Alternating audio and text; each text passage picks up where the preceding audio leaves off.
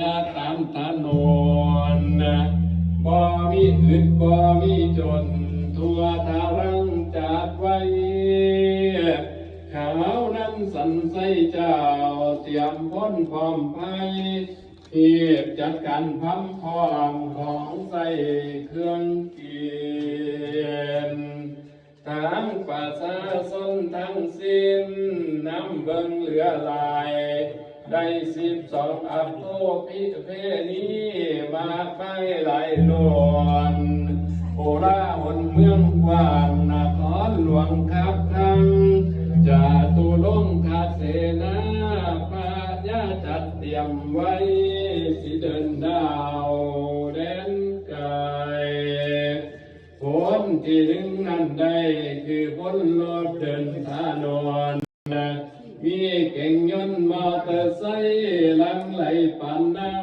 ำผลที่สองคือผลสร้างผลที่สามคือผลยางผลที่ห้าเป็นมาหนาแน่นแผ่นดินว่าเป็นฟ้าสิเปลี่ยนดินสีลมทลายหาดสีกระวนพวนพาจากสีพีนีมงใส่ขี้ลีกว้างวงกดหิมมาเวทไปเสริญพระเวทเจ้าขึ้นเขาสุนาคตบ่มีหนาวมีร้อนฟ้อนแอนตามถนนจากกว่าคนเมาเสหิวโสเว้าสาวก็ไปแต่สาวเท่าก็ไปแต่เท่าเป็นซุ้มจุ่มใหญ่ปุ่งสนใสขี้สร้างหมูหาแก้มเพื่อข้าวมีเสนาแทบเท้าท้องสาดกวยสาบาทอีกหนึ่งตัวไพศาลแม่นพุทธดีงามสาลีเจ้ากับกันหาทรงแงงอาคาดแดงตาโพกสร้างงามโกดังมาดิ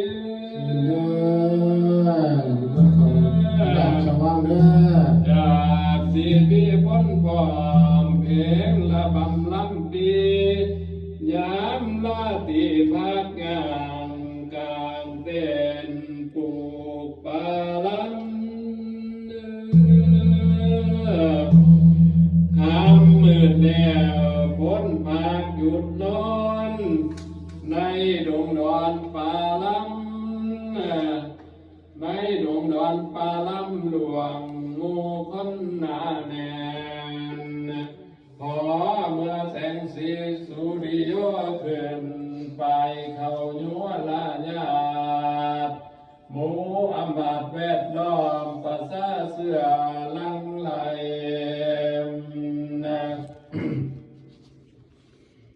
หากันลัดป้าไม้มาเบียนเพียงขยันได้หลายวันหลายคืนไปพ้นตามก่อนเหลียวเบิ่งสนยายกายดอนนอนป่าพาลาซาออกหน้าภาษาเสือยังตามหากันเล็ดลังขามดงใหญ่ไปกว้างภาษาสนทั้งปวงมวนยิ้มกินเหล้าน้อยหนึ่งถึงเขากว้างโหงโกรธลดลันพาพ้นภาคโยหันปะลำตั้งก่อกองทางพ้นมาพ้นสร้างน้ำอังปะลำผ่านนั่งอยู่ตามไส้เขาปลูกผามปะลำไว้องค์อินไทยสันดอนปัญญาเวทได้บ้างเห็นเหตุนานใจสะท้านวันวายเหนือว่าสึกไงลามมาฟ้าเสียทิ้งนาง มองดูมังมองดูพังทั้งกิจสุภาไทยใจเต้นเอินเอานั่งมาสิลาหีบมาเด้อยาได้ยุมข้าศึกมาต่อสู้เฮาแล้วหีบด่วนมาพอแต่ส่วนเมียแล้วได้ขึ้นสู่เหวเห็นเปลี่ยนตามผาสั้นสั้นคอยย่องเง่งเลียมมาสินั่งเลยยายไปตามพระพีแล้วมองดูสารถีตลอดถึงสร้างและมาจำได้ก็แม่นยัง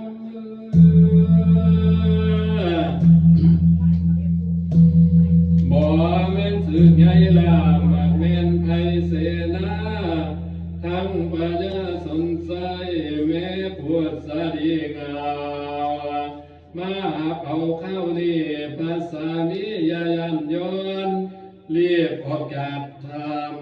เดียวนี้ยาเสียนั้นเพิ่นมาเสริมสู่บ้านคือดังพรป่าทานมาขวันคงเอ็นเพิ่นป่าทานพ้นหายจางแม่นสมใจได้มโนไม่สวยเสื่อนพาเวฟ้าวลุกขึ้นมองยามไพพูนแม่นเทียงเทคือดังมาสีขานบริวันเสนาไปพ้นก่อทั้งไทยเหลียวเบิ่งใหญ่ยังล้อมจอมเดียวเดียวนาดาดล้วนแต่อามาตกามาตอนหาเผาหน่อยหนึ่งพระเวทเจ้าพร้อมพำนั่งมาสิเกิดยินดีในพระไทยโดดบอกว่าเก่งยานเดินปัดตามพลันเกยเลยมาตั้งท่า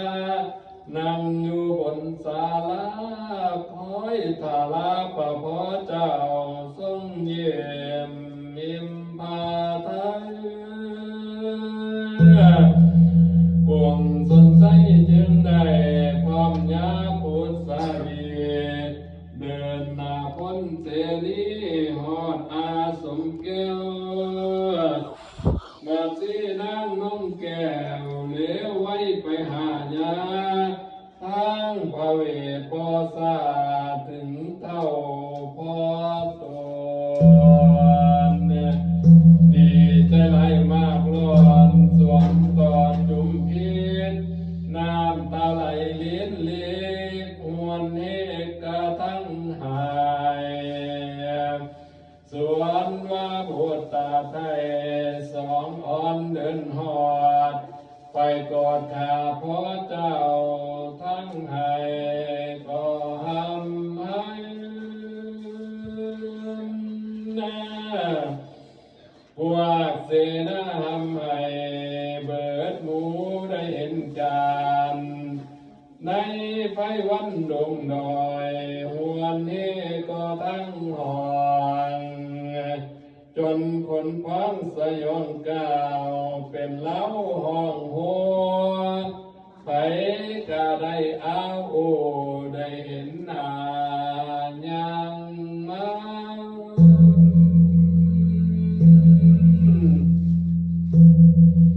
พาลาซาและคนลานสาโลกน้องมีสีลีในวงกฏกิลีอย่าปันผีภาษาเวลานั้นแปลกกระจายฮอนถึงเทศผาทนทายพระอินทร์อยู่ทั้งบนนี้มีฝนลงมาสาดพระกายพุ่มพื้นสติขึ้นคือเก่าฝนโบกกะลาพัดลังเต่าฝนลานฟื้นเต่าขึ้น ต่อจากนี้นิมนต์ท่านรีบจัดการเตรียมตัวต่อตามนี้ท่านนี่หนอเอาละเนอบาทนี้มาโหอามหาราชก็จบสิ้น69พระคาถาอาตวาลาคุณโยมศิลาแล้วว่าอวยลุง นิมนต์เด้อคำน้อยนิมนต์